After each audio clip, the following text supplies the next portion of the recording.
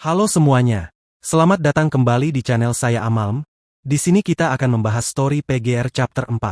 Sebelum memulai, saya berterima kasih atas kesabarannya pada para penonton yang telah sabar menunggu, karena memang pembahasan Chapter 4 ini cukup panjang. Dan seperti biasa saya mohon dukungan dari para penonton, dengan like, komen, dan share video ini. Dan tanpa berlama-lama lagi, ayo kita masuk ke story PGR Chapter 4, dan selamat menonton. Chapter 4: Forgotten Sand. Kita berlanjut dari chapter sebelumnya. Kamui pingsan sehabis mengeluarkan aura punishing virus, dan Lucia menanyakan apa yang Rowland lakukan padamu, dan kenapa aura itu sekarang menghilang, dan banyak pertanyaan soal kejadian di diri Kamui, tapi itu harus ditunda karena para corrupted mulai berdatangan dan ingin menyerang mereka, dan mereka pun bergegas mencari jalan keluar. Dan sepertinya semua jalan dipenuhi corrupted karena mereka juga berusaha keluar dari museum yang akan runtuh. Sebenarnya, Grey Raven ingin menerobos jalur corrupted itu, tapi tanpa tahu jalur aman yang bisa dilewati itu akan percuma saja. Tapi Kamui memiliki rencana. Strike Hawk adalah pengintai profesional, jadi mereka selalu meninggalkan alat pemantau di setiap jalur yang mereka lewati, dan itu bisa memberikan presisi geodata yang cukup akurat dan itu bisa diakses oleh lift. Selagi perangkat itu masih aktif kemungkinan itu bisa berhasil, dan mereka bergegas mencari perangkat terdekat.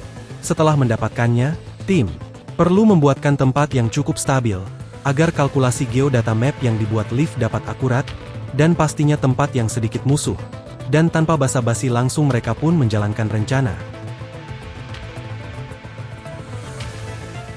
Dan sepertinya Grey Raven dan Kamui masih kesulitan memberi ruang untuk lift, tapi mereka masih tetap berusaha mencari lokasi yang aman untuk lift melakukan geodata.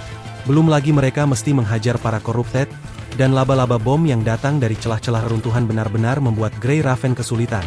Tapi akhirnya mereka menemukan lokasinya, dan lift langsung mencari rute yang bisa mereka lewati, namun rute pencarian hasil dari geodata itu menunjukkan angka 0.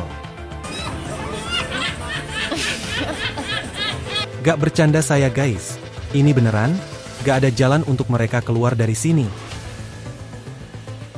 Mereka mencoba berulang-ulang, namun hasilnya tetap sama. Lee menanyakan Kamui apakah masih ada peralatan yang bisa digunakan. Tapi Kamui hanya mempunyai bom EMP saja. Buat apaan gituan lagi kondisi kayak gini? Tapi Kamui memperhatikan info geodata yang dibaca lift tadi.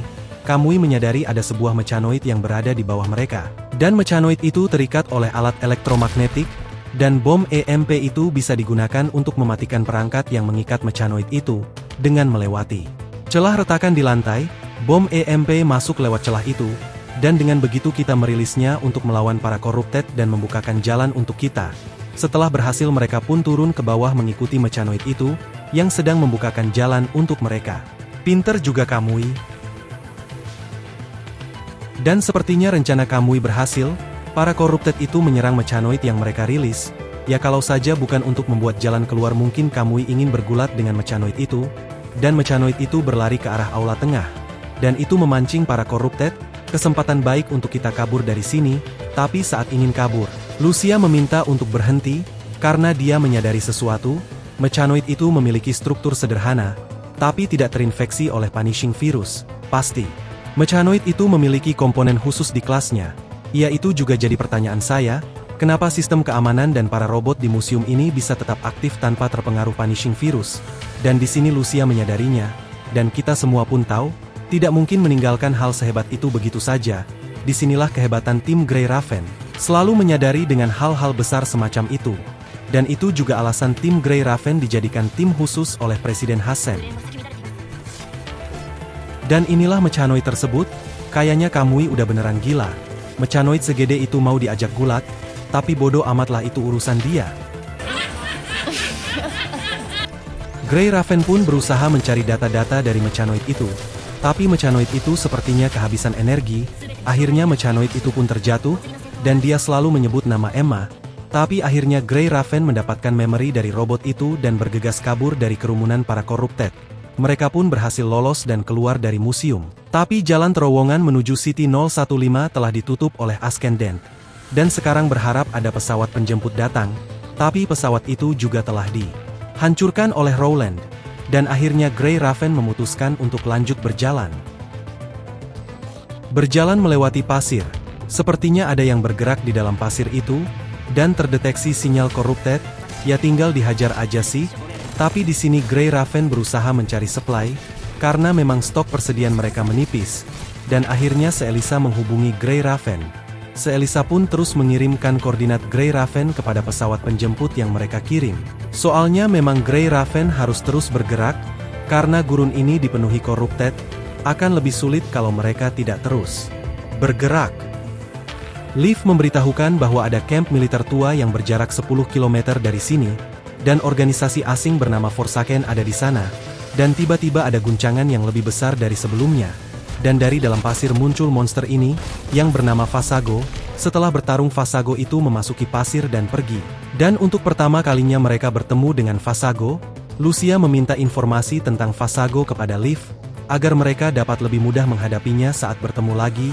Leaf pun menjelaskan bahwa Fasago adalah robot eksperimen bionik level tinggi, dan di sekujur tubuhnya dilengkapi sensor agar sensitif terhadap gerakan, panas, bau, dan sinyal komunikasi arus pendek, tapi indera penglihatannya biasa saja. Jadi dalam menghadapinya kita memerlukan umpan. Lee mengusulkan bahwa harus ada yang dikorbankan di sini, tapi Lucia menegaskan bahwa tak ada yang akan dikorbankan di sini. Semua harus kembali dengan selamat. Lee pun bilang dia hanya bercanda, tapi saya tahu apa yang ada di pikiran Lee. Lanjut perjalanan, terjadi badai pasir yang cukup besar. Saking besarnya badai ini dapat mengikis kulit para konstruk secara perlahan. Dan pasir itu dapat memasuki celah-celah di tubuh para cons. Lee berpikir untuk kita menunggu badai ini usai. Sikikan cukup khawatir dengan melihat pasir yang masuk ke tubuh para cons. Tapi Leaf berusaha menenangkan Sikikan kalau mereka baik-baik saja. Padahal misi di museum pun baru selesai. Tapi sudah harus menghadapi bencana seperti ini. Di sini Lee dan Kamui sedikit bertengkar. Yang satu bahas jaket yang rusak, yang satu bahas otak yang bermasalah. Lagi keadaan kayak gini mereka berdua masih aja berantem. Saya kalau jadi Sikikan pasti pusing banget kalau dua orang ini jadi satu tim. Tapi tiba-tiba sinyal tak dikenal muncul ke arah mereka. Tapi bukan corrupted, badai pasir mengganggu sinyal visual mereka. Leaf menyarankan beralih ke sensor termografik, agar tidak sulit melihat di dalam kabur pasir ini, dan terdengar suara dari badai. Suara itu seakan mengejek Grey Raven karena terpengaruhi badai pasir. Dan tak lama suara itu menghilang, dan mereka membentuk formasi dan maju ke badai pasir itu. Dan ternyata orang itu menggunakan M-Camo berteknologi tinggi, dan orang itu mengenali Lucia. Dan Lucia bertanya mengapa Anda mengenal saya? Dan Kamui mengenal orang itu, yang ternyata adalah Watanabe, yang mereka saling kenal pada saat pelatihan. Lucia pun tidak ingat hal itu. Ya beberapa dari kita sepertinya tahu kenapa Lucia seperti tidak ingat dengan masa lalunya. Ya udahlah ya kita lanjut aja. Dan Watanabe sepertinya senang memutuskan hubungannya dengan Babilonia. Dan untungnya dia sendirian. Kalau dia datang dengan rekan sepertinya akan berbahaya untuk Grey Raven. Dan Leaf melihat catatan sejarah. Pada saat evakuasi besaran, pemerintah memutuskan untuk meninggalkan Angkatan Darat. Dan pasukan ini memisahkan diri dari Babilonia. Dan muncul kembali sebagai yang tertinggal. Dan Watanabe bergabung sebagai konstruk yang membelot. Watanabe pun kagum dengan pengetahuan Leaf. Di saat yang sama Watanabe melihat ke arah Sikikan dan menanyakan, apakah ini komandan baru kalian? Sambil maju ke arah Sikikan, tapi Lee menodongkan pistolnya tepat ke arah Watanabe. Sebenarnya Watanabe ingin berterima kasih kepada Lucia, karena dia pernah memberi pertolongan padanya, sambil mengeluarkan kotak putih sebagai hadiahnya. Dan hadiah itu berupa tanaman mint khas gurun. Ya akhirnya kecurigaan terhadap Watanabe pun sirna berkat tanaman mint itu. Badai pasir pun melemah, dan akan kuat kembali dalam 30 menit, tahu dari mana ya si Watanabe. Padahal udah gak ada satelit, jadi perkiraan cuaca pasti akan sulit, tapi dia tahu dengan penglihatan, karena sudah terlalu lama tinggal di sini. Tapi Lucia menanyakan Watanabe apakah ada tempat peristirahatan dan supply sekitar sini. Lucia menanyakan hal tersebut karena persediaan untuk Sikikan hampir habis. Dan jawaban Watanabe pun tidak ada. Tapi mereka punya titik survei sementara dekat sini, itu pun jika kalian bersedia untuk datang, tapi sepertinya juga orang-orang dari Watanabe tak akan menyambut kami. Tapi Lee bernegosiasi karena kami tahu lokasi tim Watanabe, dan Lee bisa memberi informasi ini ke Babilonia untuk mengirimkan aircraft. Jadi semacam transaksi informasi yang dilakukan oleh Lee. Ya dengan begitu mereka pun mengikuti Watanabe ke titik survei itu. Di tempat itu banyak corrupted yang masih hidup, ya namanya juga tempat survei. Dan mereka pun tidak banyak membawa persediaan. Ya, Karena memang supply mereka juga terbatas, Grey Raven membereskan beberapa corrupted itu. Lee menyuruh Liv untuk kontak dengan Babilonia. Di saat yang sama terdengar ledakan di pintu depan, dan para corrupted berdatangan, tapi Watanabe memberitahu ada tumpangan yang bisa membawa mereka untuk kabur dari para corrupted itu. Sinyal corrupted berukuran besar terdeteksi, dan Watanabe menyuruh timnya Forsaken untuk mengambil kendaraan masing-masing dan cepat. Selagi Grey Raven pun menahan para corrupted, mobil pun datang, dan mereka pun bergegas masuk ke mobil. Lee menarik Kamui dan menyuruhnya untuk menunduk, tapi Kamui malah bilang, "Apa?" Lee pun langsung menarik Kamui ke dalam dan kepala Kamui sepertinya kena sesuatu. Ya orang dibilangin tadi suruh nundukin kepala. Lucia menanyakan di mana Liv. Watanabe bilang dia ada di mobil yang lain, tapi di sini, Grey Raven malah disekap oleh Watanabe. Watanabe mengambil kemudi dan pergi, dan ya sepertinya Grey Raven diculik oleh Watanabe. Hanya Liv yang dipisahkan dengan yang lain, dan Liv cukup tenang menghadapi situasi ini karena memang yang dalam bahaya di sini bukan Grey Raven, tapi tim Forsaken, karena telah menculik tim khusus Grey Raven. Hal itu dapat memicu konflik dengan Babilonia. Tapi sepertinya Watanabe tak takut akan hal itu, dan dia telah merencanakan ini semua sedari awal. Watanabe menculik Grey Raven sepertinya punya tujuan khusus. Liv dan Grey Raven terpisah, dan sepertinya yang dibutuhkan oleh Forsaken hanya Liv saja. Grey Raven yang dipisah dan ditinggalkan berusaha mencari Liv, dan sinyal Liv menghilang di sini. Namun tempat ini masih banyak corrupted. Mereka membersihkan area terlebih dulu agar tak terjadi hal yang tak diinginkan. Mereka masih menghajar para corrupted, tapi datang kawan lama di saat yang tidak tepat. Karena tak ada Liv, mereka tidak bisa melacak posisi Fasago dengan akurat. Tapi di saat krusial seperti ini Grey Raven dan Kamui berhasil mengalahkan Fasago. Tapi dengan jarak sejauh itu mana mungkin dia bisa melacak kita? Ya sepertinya itu rencana Watanabe. Kemungkinan dia sudah mengatur semuanya. Oh iya, gua lupa guys. Fasago dapat mendeteksi bau dengan tajam. Dan tadi gua malah nerima daun mint. Pemberian dia, brengsek emang tuh orang.